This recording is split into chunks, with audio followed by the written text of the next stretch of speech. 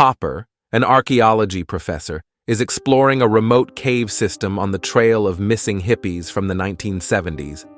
Hopper finds the hippies' van. After discovering what appears to be a cowboy paused in place in a tunnel, he returns to town and dismisses his graduate students, Taylor and Jackie, stating that their research is done. Hopper enters the cave system from the opening where he found the cowboy. Hopper finds an invisible barrier inside, which the air is measurably damp from the outside. Several days later, as Hopper has not returned, Taylor and Jackie go looking for him, with their friend Kara, who brings her sister, Vives, and her friend Furby. They find the van, which Hopper discovered. From the photos left in the van, Taylor and Jackie find out that the missing hippies were Hopper's parents. Following Hopper's trail to the campsite by a cave, they find an entrance with climbing ropes leading inside. They decide to follow it, but Furby chooses to stay behind as backup for the base camp. They lower themselves into the cave, hearing strange noises and encountering the same invisible barrier as Hopper. As Hopper enters the cave, the cowboy walks away normally, and when Hopper looks out, he sees the shadows of sunrise and sunset pass by several times in a matter of seconds. Hopper comes out of the cave, only to find his Jeep overgrown by vegetation and his dog nowhere to be seen. He finds Taylor and Jackie's car nearby, and it seems that it has been there for several years. Hopper goes back into the cave to find Taylor and Jackie. When Furby does not answer their radio calls, Jackie tries to climb back out, but the rope frays, and she falls, injuring herself and Taylor. They think that Fury cut the ropes. Calling for help, they receive a transmission from inside the cave and follow it. The message was, "Help me," in a very faint voice, who claims to be Furby. At a different junction, they discover another opening to the cave and Furby, dead with a broken neck.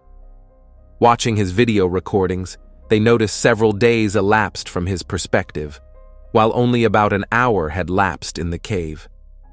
He began researching the hippies' belongings, discovering that Hopper is searching for his missing sister. When the sister got sick is when Hopper's parents went about looking for the Fountain of Youth. His parents were following legends of the Fountain of Youth and speculated that this cave system was the root of the story. Furby found another cave opening. After several days, he went into the cave to retrieve keys for a vehicle, but fell when his rope severed. Taylor deduces the cave is inside a time distortion where events move more slowly. With few options, Kara free climbs out of the cave to get a GPS signal. Outside, the terrain has become barren, and there is no signal. There are massive dust storms, and Kara notices something massive orbiting the Earth. Returning to the cave, comparing video recordings, Kara has experienced 30 minutes on the surface while she had been gone only a few seconds from their viewpoint, confirming Taylor's theory. Reviewing Furby's footage again, they learn he survived the fall but was murdered by a caveman. Kara and Taylor deduce the time difference is much more drastic than they suspected, and entire years are passing within seconds, meaning the few hours they have been in the cave is enough to span several hundred or thousand years outside. Hearing more howling, Kara prepares to climb out again for help, but is interrupted by a futuristic humanoid spaceman descending via a retractable ladder. A caveman suddenly attacks, but is subdued by the caveman non-lethally. They flee just to find a whole tribe of cavemen inspecting the dead bodies of the cowboy and Hopper's parents. Discovered, Taylor fights the cavemen and is killed. The spaceman returns, protects the others from the cavemen, and then places Taylor into a healing pool of water. More cavemen attack, and the spaceman is fatally wounded, but uses his dying breaths to show them several media clips about their disappearance and indicating that humans have become spacefaring. Taylor finds Hopper injured in front of another time dilation containing his long-missing sister and a legion of conquistadors in battle with the cavemen over control of a waterfall, the source of the time distortion at the center of the cavey system.